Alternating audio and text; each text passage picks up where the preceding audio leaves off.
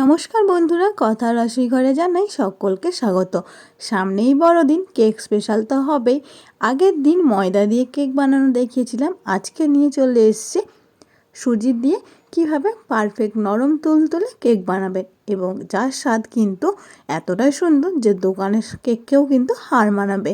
তাহলে দেখে নেওয়া যাক আজকের আমার রেসিপি, সুজি দিয়ে নরম তুলতুলে কেক। তো প্রথমে সুজি দিয়ে কেক তো বানাতে গেলে সুজি তো অবশ্যই লাগবে।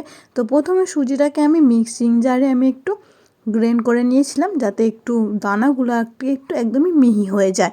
তারপর একটি পাত্রের মধ্যে কিছু পরিমাণ তেল দিয়েছি, আর তারপর 100 গ্রাম মতন টক দই দিয়েছি, আর চিনি দিয়ে ভালোভাবে মিশিয়ে নিতে হবে। হ্যাঁ, একদম গলে যাওয়া অবস্থায় ওরকম মেশাতে হবে না, জাস্ট আর কি টক দইটা ভালোভাবে মিশে যাবে সেই রকম অবধি ফেটিয়ে নিতে হবে।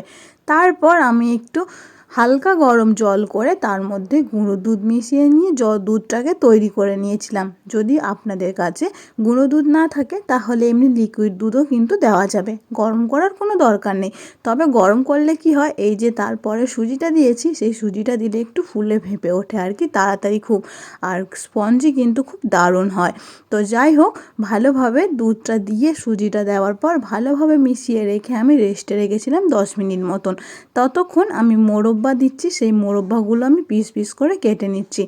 মোরব্বা খেজুর আমি দিয়েছি, আপনারা চাইলে এখানে কাজু কিশমিশ টুটি ফুটিও দিতে পারেন। আর এখানে কি বলুন তো, যত পরিমাণে ড্রাই ফ্রুট দেওয়া যায় খেতে কিন্তু ততটাই খুব সুন্দর হয়।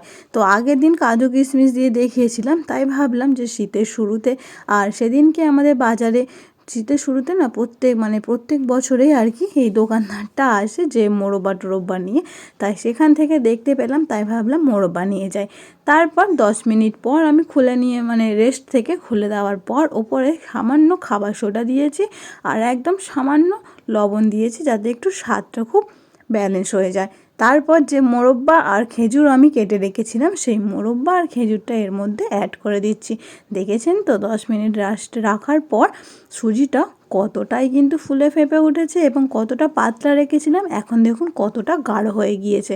যদি এই সময় আপনাদের অনেকটাই গাঢ় হয়ে যায় তাহলে চিন্তা করার কোনো দরকার নেই, সামান্য একটু জল দিয়ে জাস্ট ফেটিয়ে নেবেন, নিলেই হয়ে যাবে। তো ভালোভাবে আমি স্প্যাচুলা দিয়ে মিশিয়ে নিচ্ছি, আর ততক্ষণ একটা ক্যারামেল তৈরি করে নেব। তার জন্য ফ্রাই প্যান বসিয়ে দিয়েছি কিছুটা পরিমাণে চিনি, 2 থেকে 3 চামচ মতন চিনি দিয়েছি, আর 1 চামচ মতন জল দিয়েছি।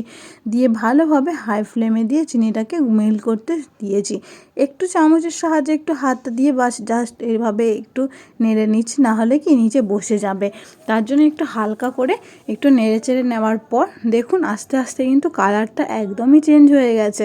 তো এই রকম কালারটা আমি দিচ্ছি এই কারণেই যে একটু কালারটা একটু হালকা ব্রাউন, যেটা দোকানে দেখতে দেখতে পাওয়া যায় কালারটা, সেই কালারের যেমন খেতেও স্বাদটা হবে তেমন দেখতেও কিন্তু কালারটা এসে যাবে। তো দেখুন আস্তে আস্তে চিনিটা কিন্তু গলে গিয়েছে এবং চিনির কালারটা অনেকটাও চেঞ্জ হয়ে গিয়েছে। তো এই সময় একটু জল দিয়ে দিচ্ছি, আর ধোঁয়াটায় ক্যামেরাটা পুরো অন্ধকার করে দিয়েছে।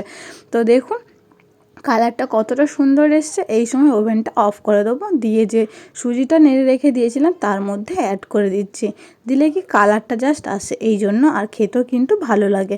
তো আপনারা চাইলে এখানে যদি কালারটা না দিন তাহলে এই যে ক্যারামেলটা না তৈরি করে সাদাটা এমনি নর্মাল যে সাদা যেমন অংশ ছিল সেই রকম অবস্থা কিন্তু কেকটা বসাতে পারেন।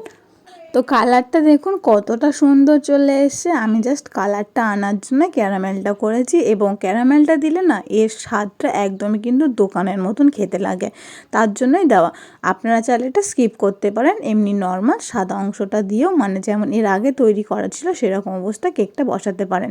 যাই হোক, এদিকে আমি প্রিহিট করতে রেখে দিয়েছি কেকটাকে, কড়াটাকে কেকটা বসানোর জন্য। তো ততক্ষণ কেকের বেকটা আমি রেডি করে নিচ্ছি। একটি 10 তার গামলি নিয়েছি আমি, নিয়ে তার মধ্যে যে বাড়িতে যে কাগজ হয় সেই পড়ার যে কাগজ, সেই কাগজই আমি এখানে অ্যাড করছি। আপনারা চাইলে এখানে বাটার কাগজও দিতে পারেন।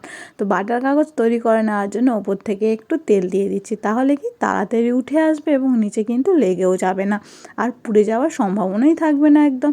তো ততক্ষণ আপনারা আমার পরিবারের সদস্য হয়ে যাওয়ার জন্য রিকোয়েস্ট রইল, প্লিজ সাবস্ক্রাইব করে দেবেন, পাশে থাকা বেল আইকনটি অতি অবশ্যই ক্লিক করবেন, তাহলে সমস্ত নতুন নতুন আপডেট ভিডিও আপনি প্রথম দেখতে পারবেন। তো আমি তারপর ডিমোল্ড করে নিচ্ছি, মানে যে আর একটা পাত্রের মধ্যে সে যেটা কাগজ রেখেছিলাম তার মধ্যে আমি যে কেকটা রেডি করে রেখেছিলাম ব্যাটারটা, সেই ব্যাটারটা এর মধ্যে অ্যাড করে দিচ্ছি। আর এই পাতলাটা কিন্তু ঠিক এরকমই হবে, আশা করছি আপনারা দেখে বুঝতে পেরেছেন। কড়াটা আর কি গরম হয়ে গিয়েছে, এরপর একটি বাটি বসিয়ে দিচ্ছি। আপনারা চাইলে এখানে স্ট্যান্ড দিয়ে দিতে পারেন, তো স্ট্যান্ডটা দিলে একটু উঁচু হয়ে যাবে আর ঢাকনা দেওয়ার অসুবিধা হবে, তার জন্য আমি একটা ছোট্ট বাটি দিয়েছি, দিয়ে তার উপরে কেকের বেগটা রেখে দিয়েছি। দিয়ে আমি তো 10 থেকে 15 মিনিট মতন আমি হাই ফ্লেমে দিয়ে রেখে দিয়েছিলাম। তারপর আমি কেকের বেগটা দেওয়ার পর আরও 10 মিনিট একদমই লো আঁচে আমি কেকটা রান্না করে নিয়েছি। তো দেখুন এবার দেখাচ্ছি কেকটা হয়ে গেছে কিনা।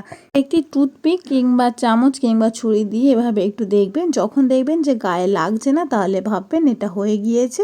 তো দেখুন ধারে মাঝখানে সব দিকেই কিন্তু লাগছে না, তার মানে আমার কেকটা রেডি হয়ে গিয়েছে। তো ঠান্ডা হয়ে যাওয়ার পর আমি কেকটাকে ডিমোল্ড করে নিচ্ছি। কেকটাকে একটি প্রথমে ছুরির সাহায্যে আমি এই সাইড থেকে একটু এভাবে মানে এভাবে একটু কেটে নিচ্ছি, তাহলে কি তাড়াতাড়ি কেকটা উঠে আসে এবং ভাঙবে না। তো এরপর আমি ওপর থেকে একটু ট্যাপ ট্যাপ করে দিচ্ছি, দেখুন। আর একদমই কিন্তু কতটা সুন্দর হয়েছে আমি শুধু দেখুন, আর কাগজটা দেওয়ার ফলে দেখেছেন একদমই কিন্তু পুড়েও যায়নি, আর নিচে কি সুন্দর তাড়াতাড়ি উঠেও আসছে। তো এরকমভাবে আপনারাও কিন্তু ঝটপট টেস্টি ইয়ামি খাবার কিন্তু বাড়িতেই তৈরি করে নিতে পারবেন। কেন বা দোকানে যাবেন এবং দোকানে খাবার কেন বা কিনে খাবেন, বিশেষ করে যারা বাড়ির তৈরি খাবার বাচ্চাদের বা হাজব্যান্ডের বাড়ির লোকেদের জন্য তৈরি করে তাদের কথাই বলছি, যে তারা কিন্তু বাড়িতে এইভাবে তৈরি করে নিতে পারবেন। তো দেখুন কতটা নরম এবং কতটা স্পঞ্জি, কিন্তু আশা করছি আপনারা দেখে বুঝতে পারছেন। আর খেতেও কিন্তু এর স্বাদ ইয়ামি ছিল, আমার কথায় বিশ্বাস করতে হবে না, আপনারা একবার বাড়িতে ট্রাই করে দেখবেন আজকের আমার রেসিপিটা কেমন লেগেছে, তারপর কমেন্টে এসে জানাবেন। দেখা হচ্ছে পরের ভিডিও, ভালো থাকবেন, সুস্থ থাকবেন। ভিডিওটি শেষ পর্যন্ত দেখার জন্য অসংখ্য ধন্যবাদ। এখনকার মতন টাটা।